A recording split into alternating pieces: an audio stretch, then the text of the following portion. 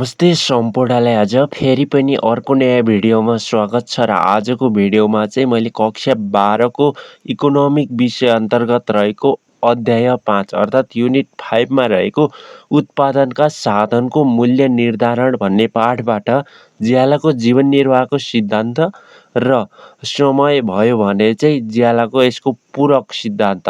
यसको मतलब पूरक सिद्धान्तमा चाहिँ हाम्रो के छ भन्दा ज्यालाकोसको सिद्धान्त छ। यसको बारेमा चाहिँ मैले एकदमै सजिलो तरिकाबाट वर्णन र नोट्सहरू प्रोभाइड गर्ने उद्देश्यले यो भिडियो लिएर आएको छु र यसभन्दा अगाडिको भिडियोमा चाहिँ मैले रिकार्डोको लगान सिद्धान्तको बारेमा भिडियो ल्याएको थिएँ। यदि हेर्नुभएको छैन भने यस युट्युब च्यानलको प्लेलिस्टमा गएर जुनसुकै भिडियो पनि हेर्न सक्नुहुन्छ भन्दै आजको भिडियोतर्फ लागौँ।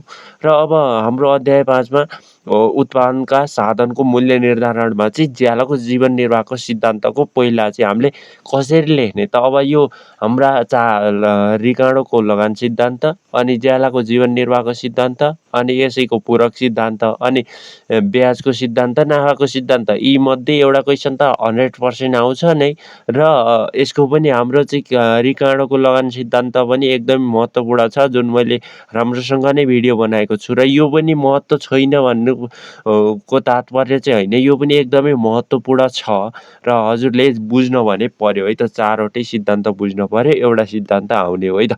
ल अब यहाँ चाहिँ हामीले ज्यालाको जीवन निर्वाहको सिद्धान्तमा चाहिँ डेभिड रिकार्डो र अन्य अर्थशास्त्रीहरूले चाहिँ प्रतिपादन गरेका थिए यो सिद्धान्त र यो सिद्धान्तलाई अन्य अर्थशास्त्रीहरूले ज्यालाको फलामे नियम भनेका थिए। किन फलामे नियम भनेका थिए भन्दा यसमा चाहिँ श्रमिकलाई चाहिँ उनीहरूले जतिसुकै उत्पादन गरेर पनि लागतको आधारमा र उनीहरूको जीवन निर्वाह जति दिँदा रकम दिँदा चाहिँ उनीहरूको जीवन निर्वाह हुन्छ, आधारभूत आवश्यकता पुरा हुन्छ, त्यति कुरा दिने ज्याला चाहिँ त्यति खरिद गर्नका लागि मात्र पुग्ने ज्याला दिने, यिनीहरूमा चाहिँ कुनै आम्दानी हुँदैन भनेर दिएका थिए। जुन यो सिद्धान्तले यहाँ भनेको छ कि ज्याला श्रमको उत्पादन लागत वा जीवन निर्वाह स्तरद्वारा निर्धारण हुन्छ। यसरी निर्धारण भएको ज्याला स्थिर हुन्छ। अर्को शब्दमा दीर्घकालमा ज्याला जीवन निर्वाह स्तरमा कायम रहन जान्छ। श्रमिकलाई भुक्तान गरिने ज्याला उनीहरूको आधारभूत आवश्यकता पुरा गर्नका लागि मात्र ठिक्कपुक्क हुन्छ। श्रमिकसँग बचतको आय हुनु हुँदैन। मैले भर्खरै जे भने त्यही कुरा नै यही छ र एउटा कुरा चाहिँ मैले यहाँ हल्का बुकसँग मिलाएर नै लेखेको छु किनभने हाम्रो नियम हामीले परिवर्तन गर्न सक्दैनौँ, त्यही छोटकरीमा मात्र लेख्ने कोसिस मात्र गर्ने हो। त्यसैले चाहिँ हजुरले हेर्न सक्नुहुन्छ र अर्को कुरा चाहिँ यहाँ ज्यालाको जीवन निर्वाहका सिद्धान्तका मान्यताहरू यही तरिकाबाट नै लेख्ने हो। पहिला सिद्धान्त कसले प्रतिपादन गरे लेख्ने, अनि यो सिद्धान्तले के भनेको लेख्ने, अनि मान्यता लेख्ने। यो अनिवार्य छ है त राम्रो मार्क्स ल्याउनु छ भने। 5 मा 4 ल्याउनु छ भने 4, 4.5 र अझै राम्रो भयो भने अक्षरहरू पनि राम्रा भयो भने 5 आउँछ है त। ल अनि यहाँ हेरौँ, जनसङ्ख्या तीव्र दरमा वृद्धि हुन्छ, श्रम सङ्गठनको चाहिँ उपस्थिति नै हुँदैन र उत्पादनमा प्रतिफल ह्रास नियम लागू हुन्छ र श्रमको चाहिँ उत्पादन लागत र जीवन निर्वाह ज्याला चाहिँ बराबर हुन्छ। यो सिद्धान्त दीर्घकालीन अवधारणामा आधारित छ र अन्य पनि हुन्छन्। हामीले कम्तीमा पनि 5 वटासम्म चाहिँ जान्नै पर्यो है त। ल यति बुझ्यो भइहाल्यो। र अब यो सिद्धान्तको व्याख्या जुन तल मैले एउटा फर्मेट तालिका जस्तै गराएर लिएको छु। पहिला यो कुरा हेर्नुभन्दा पहिला चाहिँ मैले यो तालिकाको बारेमा बुझाउँछु है त। ल जस्तै यहाँ हेर्न सक्नुहुन्छ कि ज्यालाको अब हाम्रो नियम भनेको जीवन निर्वाह स्तरको ज्याला हो। अब यो कसरी निर्धारण हुन्छ भन्ने कुरा बुझ्ने हो। अब जस्तै सुरुमा हामीले ज्याला स्तरमा वृद्धि गर्यो। यदि ज्यालामा वृद्धि भयो भने व्यक्तिको जीवन समुन्नत हुन्छ, ऊ सम्पन्न हुन्छ। सम्पन्न भइसकेपछि उसले छिटो विवाह गर्छ र जनसङ्ख्या पनि उसले चाहिँ तीव्र रूपमा वृद्धि गर्ने चाहिँ निर्णय लिन्छ, जसको कारणले जनसङ्ख्या वृद्धि यो नियम अनुसार है त। र तर पनि अहिले आलोचना त भएका छन्, तर यो नियमले भन्न खोजेको कुरा मैले बुझाउँदैछु। र जनसङ्ख्या वृद्धि भएपछि धेरै जनसङ्ख्या भएपछि श्रमिकहरू धेरै हुन्छन्, श्रमिकको पूर्ति बढी हुन्छ। अब चाहिएको भन्दा बढी श्रमिक छन् भने त ज्याला थोरै ज्यालामा पनि ल्याउन सकियो, ज्याला स्तर कम हुन्छ र लास्ट दीर्घकालमा जीवन निर्वाहमा नै कायम हुन जान्छ ज्याला। यदि ज्याला स्तरमा कमी गरियो भने जीवन एकदमै कष्टकर हुन्छ, गरिब हुन्छ, गर्छन् र जसको कारणले गर्दा जनसङ्ख्याको आकारमा घट छ कि जब जीवन कष्टकर हुन्छ अब विवाह पनि खासै गर्दैनन् र जनसङ्ख्या पनि घटाउँछन् र घटाइसकेपछि अब फेरि भएको जनसङ्ख्या पनि विभिन्न रोगहरूको कारणले उपचार नपाएर गरिब भएको कारणले गर्दा चाहिँ उनीहरू उपचार बिना मर्छन् र जनसङ्ख्या घट्छ। जनसङ्ख्या घटिसकेपछि थोरै जनसङ्ख्या हुन्छ, थोरै हुँदा श्रमिकहरू थोरै भएर पूर्ति कम हुन्छ। थोरै श्रमिकहरू छन् भने त खोसाखोस भइहाल्यो, त्यसैले जनसङ्ख्या अर्थात् ज्याला बढाएर ल्याउँछन् र दीर्घकालमा जीवन निर्वाह स्तरमा कायम हुन्छ। यही कुरालाई हामीले व्याख्यामा लेखेका छौँ है त। हेरौँ यहाँ हेर्न सकिन्छ। जीवन निर्वाहको सिद्धान्त अनुसार यदि श्रमिकलाई जीवन निर्वाहका लागि आवश्यकताभन्दा बढी ज्याला दिइन्छ भने श्रमिकहरू सम्पन्न हुन जान्छन् जसले गर्दा उनीहरूले छिटो विवाह गर्ने र परिवारको आकार बढाउने काममा प्रेरणा मिल्छ। फलस्वरूप जनसङ्ख्या वृद्धि हुन्छ। यसबाट श्रमिकको पूर्तिमा वृद्धि हुन्छ। श्रमिकको मागभन्दा पूर्ति बढी हुँदा श्रमिकहरू बीच प्रतिस्पर्धा हुन्छ। त्यसपछि ज्याला घट्छ र यो क्रम जीवन निर्वाह स्तरमा नपुगुन्जेल चलिरहन्छ भनेर हाम्रो ज्याला स्तर वृद्धिवाला हेऱ्यो। अब कमी गर्दाको कारण पनि हेरौँ है त। त्यसै गरी श्रमिकलाई जीवन निर्वाहका लागि आवश्यकताभन्दा कम ज्याला दिइन्छ भने श्रमिकको जीवन कष्टकर हुन्छ जसले गर्दा उनीहरूले विवाह गर्ने सन्तान जन्माउने इच्छा राख्दैनन्। फलस्वरूप जनसङ्ख्या घट्न थाल्छ। अर्थात् यहाँ रोगहरूको कारणले भनेर थप्न सकिन्छ, घट्न थाल्छ र श्रमिकको पूर्ति कमी हुन्छ। श्रमिकको मागभन्दा पूर्ति कमी भएमा ज्याला बढ्छ र यो प्रक्रिया दीर्घकालमा ज्याला जीवन निर्वाह स्तरसम्म नपुगुन्जेल चलिरहन्छ भनेर हामीले लेख्न सकिन्छ। र अब यहाँ चाहिँ हामीले अर्को कुरा तसर्थ यहाँ जीवन निर्वाह स्तरको ज्यालाले श्रमिक र उसको परिवार बाँच्न पुग्ने न्यूनतम ज्यालालाई जनाउँछ जसमा श्रमिकका आधारभूत आवश्यकता पोषण। अब आधारभूत आवश्यकता खरिद गर्न मात्र पुग्नु पर्यो भनेको छ यो सिद्धान्तले। आधारभूत आवश्यकतामा चाहिँ एउटा पोषण, खानेकुरा अनि कपडा र घर आवासको मात्र पर्छन्। अर्थात् पोषण, कपडा र आवास भनेर भन्न सकिन्छ। घर यति कुरा मात्र पर्छन् आधारभूत आवश्यकतामा। र अब यो सिद्धान्त त प्रतिपादन भयो, तर यो सिद्धान्तका पनि केही आलोचनाहरू त भइहाल्छन्। अब आलोचनाहरू के हुन् यो बारेमा पनि हेरौँ है त। ल अब श्रमको माग पक्षको चाहिँ व्यवस्था गरिएको छ र यो सिद्धान्तले के माग पक्षको व्यवस्था गरेको छ। अर्थात् मालिकहरूले आफ्नो मालिकहरू यो सिद्धान्त बनाउने व्यक्ति मालिक भएर मालिकले आफ्नो स्वार्थ पुरा गर्नका लागि मात्र गरेका छन्। त्यसैले यो सिद्धान्त फलामे नियम पनि भनेका छन्। अब किन भन्दा यहाँ हेर्न सकिन्छ कि यस सिद्धान्तले श्रम बजारको पूर्ति पक्षलाई मात्र जोड दिएकाले यो एकपक्षीय छ भन्छ। र यसमा चाहिँ एउटा कुरा आलोचना चाहिँ हामीले अगाडि पनि मैले भनेको थिएँ लगान सिद्धान्तमा। आलोचना भनेको 8 मार्क्समा आएको छ भने चाहिँ व्याख्यासहित लेख्नु होला र 4 मार्क्समा 5 मार्क्समा मात्र आएको छ भने चाहिँ त्यसलाई खासै व्याख्या नगरेर पनि लेख्न सकिन्छ है त। त्यत्तिकै आलोचना मात्र लेख्ने गर्दा चाहिँ एकदमै राम्रो हुन्छ है त। राम्रो मार्क्स पनि आउँछ र खासै मान्यता लेख्नै पर्छ तर आलोचनाको अलिक कमै हुन्छ, तर पनि हजुरले लेख्न सक्नुहुन्छ। र अर्को शोषणमूलक सिद्धान्त। यो सिद्धान्तले श्रमिकलाई प्रदान गरिने ज्याला उनीहरूको जीवन निर्वाह स्तरद्वारा निर्धारण हुने कुरा व्यक्त गर्दछ। तर आलोचकका अनुसार ज्याला उनीहरूको उत्पादकताको आधारमा चाहिँ निर्धारण हुन्छ। शोषणमूलक सिद्धान्त हो नि। आलोचकहरूले उत्पादकताको आधारमा निर्धारण हुन्छ भन्ने कुरा व्यक्त गरेका छन्, तर यो सिद्धान्तले के भन्छ जीवन निर्वाह स्तरद्वारा निर्धारण हुन्छ भनेको छ है त। अनि बाँकी हेरौँ। यहाँ भनेको छ कि ज्यालामा हुने भिन्नताको व्याख्या गर्न नसक्नु। अब यहाँ चाहिँ यो सिद्धान्तले ज्यालामा हुने भिन्नताको बारेमा चाहिँ व्याख्या गर्न सकेको छैन। यसले श्रमिकको जीवन निर्वाह स्तरद्वारा चाहिँ ज्याला भर पर्ने कुरा व्यक्त गर्छ, तर श्रमिकलाई भुक्तान गर्ने ज्याला उसको पेसा, स्थान र समय अनुसार फरक हुन्छ। यहाँ हरेक श्रमिकलाई चाहिँ के भनेको छ भन्दा यो सिद्धान्तले समान ज्याला दिने जीवन निर्वाह स्तरद्वारा निर्धारण हुन्छ भनेको छ। तर आलोचकले चाहिँ उसको पेसा कस्तो, कुन ठाउँमा छ, उसको समय के छ, काम के हो, त्यसअनुसार चाहिँ ज्याला भुक्तानी गर्नुपर्छ भनेका छन्। त्यसैले आलोचना गरेका छन् त्यसरी। र श्रम सङ्गठनको भूमिकाको व्यवस्था। अब श्रम सङ्गठनले जहिले पनि श्रमिकको पक्षबाट आवाज उठाउँछन्। जस्तै विभिन्न श्रम सङ्गठनले श्रमिकको भलाइका लागि पुँजीवादी माओवादी वर्गसँग सौदाबाजी गर्छन्, तर यो नियमले यसलाई व्यवस्था गरेको छ भन्छ। यो नियमले व्यवस्था गरेको छ। अनि ज्याला स्तर र जनसङ्ख्या बीच प्रत्यक्ष सम्बन्ध चाहिँ हुँदैन भनेको छ।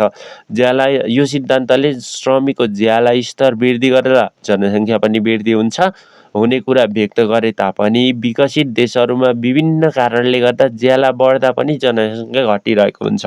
अब विकसित देशमा व्यक्तिहरू त धनी हुन्छन्, त्यहाँको ज्याला पनि धेरै हुन्छ, तर ज्याला बढेको अवस्थामा के हुन्छ भन्दा जनसङ्ख्या त्यो अवस्थामा घटिरहेको हुन्छ। किनभने अहिलेको समस्या त शिक्षित भइसकेका हुन्छन्, त्यसैले ज्याला स्तर चाहिँ अर्थात् जनसङ्ख्या घटेको कुरालाई व्यक्त गरेको हुन्छ भने श्रमिकको जीवन स्तर चाहिँ बढेको हुन्छ भन्छ।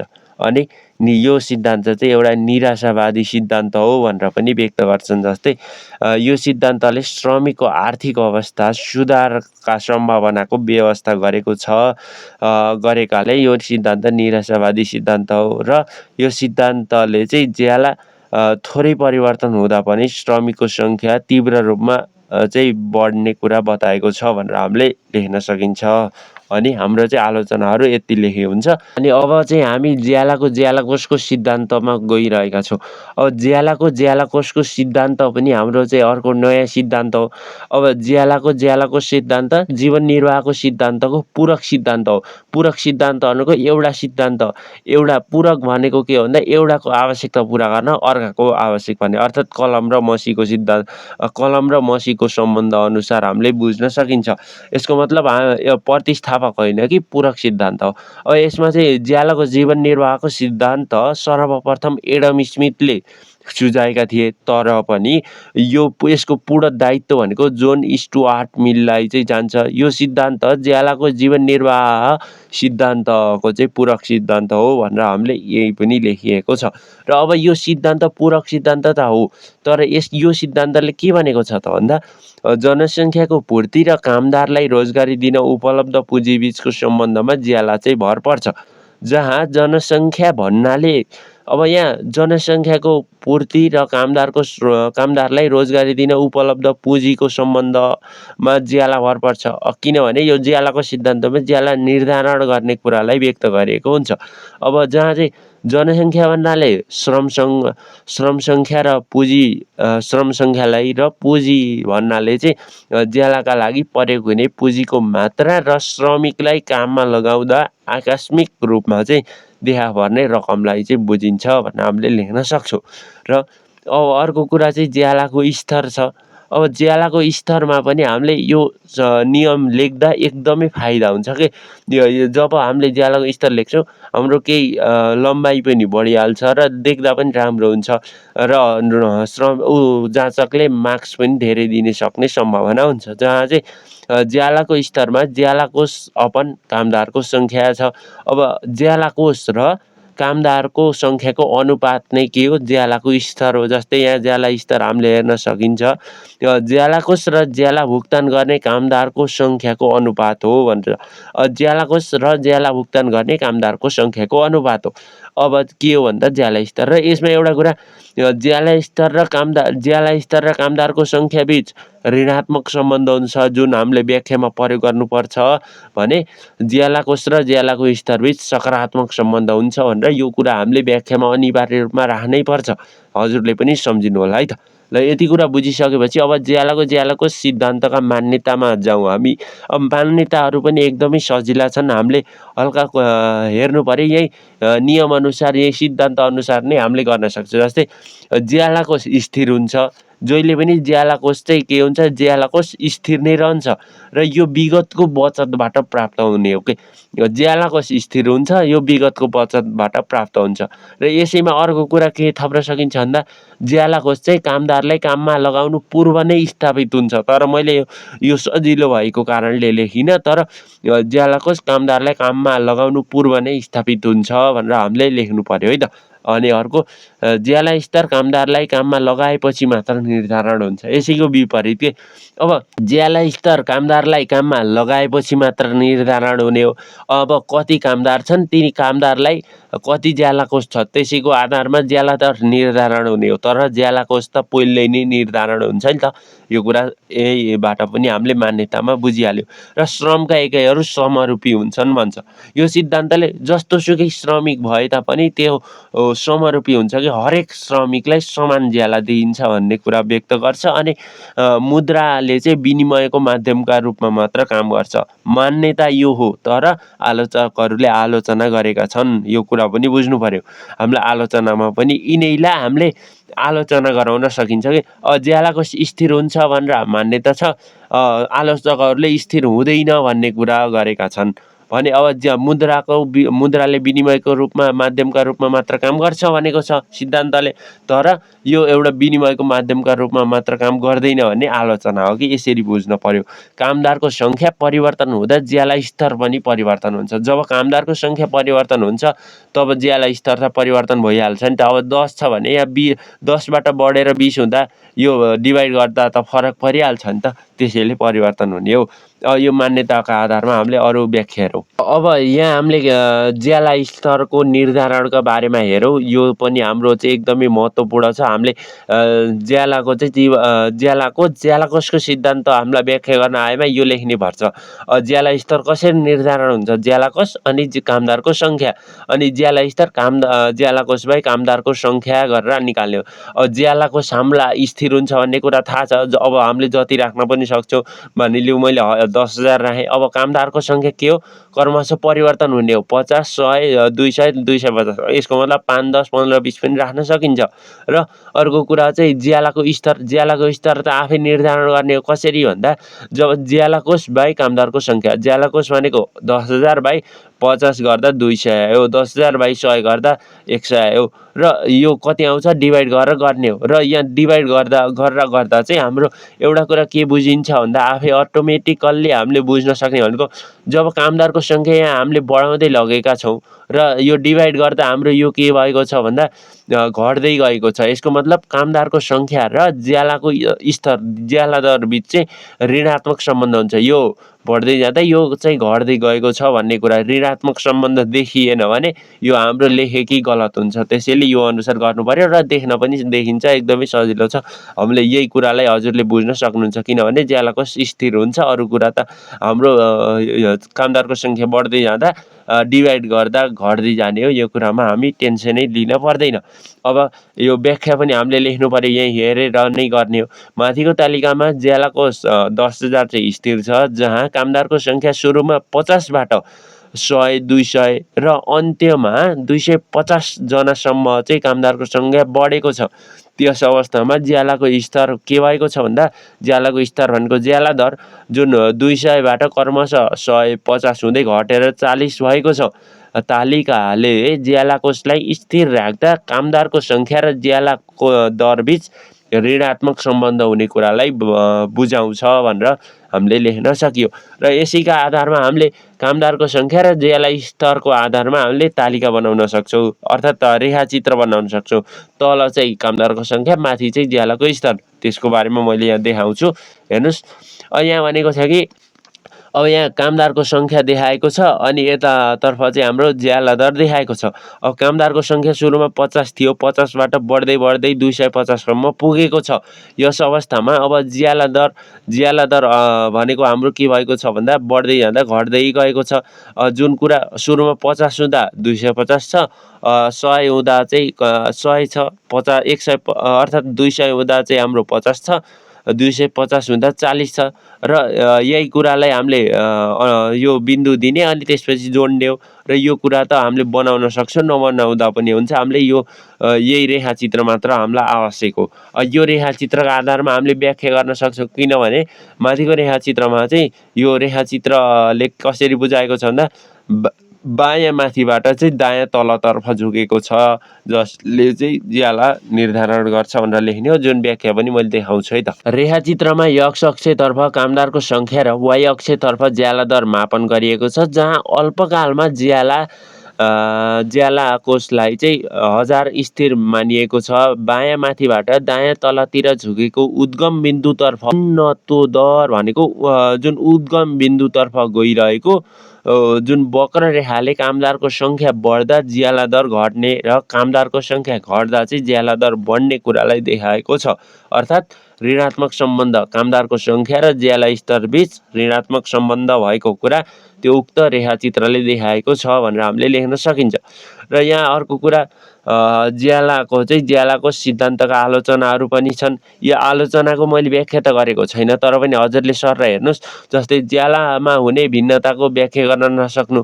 अब यो ज्यालाको सिद्धान्तले ज्यालामा हुने भिन्नताको व्याख्या गर्न सकिएको छैन। तर आलोचकका अनुसार हरेक व्यक्तिहरूको काम पेसा दक्षताको आधारमा चाहिँ के हुन्छ, ज्याला चाहिँ भिन्नता हुन्छ। जस्तै इन्जिनियरलाई भुक्तान गर्ने ज्याला र लेबरलाई भुक्तान गर्ने ज्यालामा त फरक हुन्छ, तर यो सिद्धान्तले समान हुन्छ भनेको छ।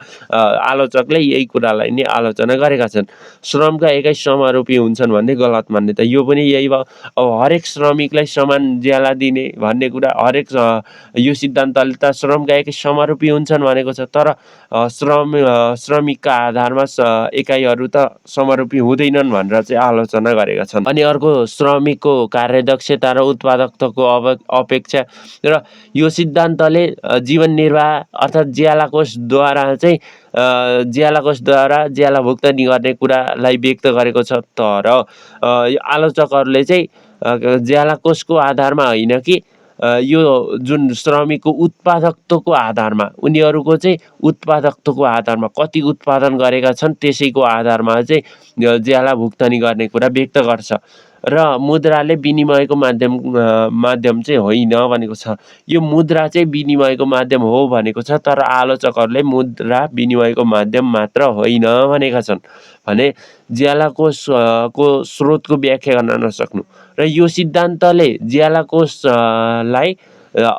कोषलाई कामदारको सङ्ख्याले भाग गरेर ज्याला दिने भनेको छ। ज्याला कोष भनेको ज्याला भुक्तानीका लागि उपलब्ध कोष जुन स्थिर हुन्छ भन्ने कुरा बुझ्नु पर्यो। अब यो ज्याला भुक्तानीका लागि जम्मा भएको कोष मानिलिउँ पैसा, यो पैसा चाहिँ कहाँबाट आउँछ, यो स्रोत कसरी आउँछ, किन आउँछ, कहाँबाट आउँछ भन्ने कुराको व्याख्या गर्न सकेको छैन। केवल ज्याला कोषलाई कामदारको सङ्ख्याले भाग गर्दा चाहिँ ज्याला दर निर्धारण हुन्छ भन्ने कुरा मात्र व्याख्या गर्न सकेको छ भनेर लेख्न सकिन्छ। अनि स्थायी ज्याला कोषको चाहिँ गलत अवधारणा, यसले चाहिँ ज्याला कोष स्थिर हुन्छ, यो दीर्घकालीन हुन्छ, परिवर्तन हुँदैन भनेको छ। तर उत्पादकता र अन्य मूल्य वृद्धिको कारणले गर्दा पनि ज्याला कोष चाहिँ के हुन्छ, परिवर्तन हुन्छ, वृद्धि हुन्छ भन्ने कुरा हो। यो स्थिर हुँदैन, स्थायी हुँदैन भनेको छ। र यति गरिसकेपछि हामीले चाहिँ पक्कै पनि 5मा 5 मार्क्स नै प्राप्त गर्छौँ। र मैले एउटा कुरा के भन्न चाहन्छु भन्दा हजुर ढुक्क हुनुहोस् कि यी 6वटा नियम छन्, जुन एउटा बढी इम्पोर्टेन्ट त लगान सिद्धान्त नै छ, र यी 2वटा नियम पनि एकदमै इम्पोर्टेन्ट पनि छन्, र बाँकी नाफाको नियम अनि ब्याजको पनि एकदमै इम्पोर्टेन्ट नै छन्। यी सबै मध्ये एउटा आउँछ। त्यसैले हजुरले तयारी गर्नुहोस्। र कर्मैसँग मैले अन्य सिद्धान्तका र अन्य भिडियोहरू ल्याउँछु। र एउटा कुरा, यस युट्युब च्यानलमा एकाउन्टका र इङ्ग्लिस, नेपाली, अन्य विषयका थुप्रै विभिन्न ज्ञानहरूका भिडियो आउँछन्। त्यसैले सब्सक्राइब गर्नुभएको छैन भने गर्नुहोला। र जुन भिडियो चाहिएको छ हेर्नका लागि यस युट्युब च्यानलको प्लेलिस्ट चेक गर्नुहोला। र हजुरले यसै भिडियोको कमेन्टमा पनि कुनै भिडियो जिज्ञासाहरू छन् भने कमेन्ट गर्न सक्नुहुन्छ। भिडियो मन परे लाइक गर्नुहोला भन्दै यो भिडियोबाट चाहिँ म बिदा हुन चाहन्छु। हस्त, धन्यवाद।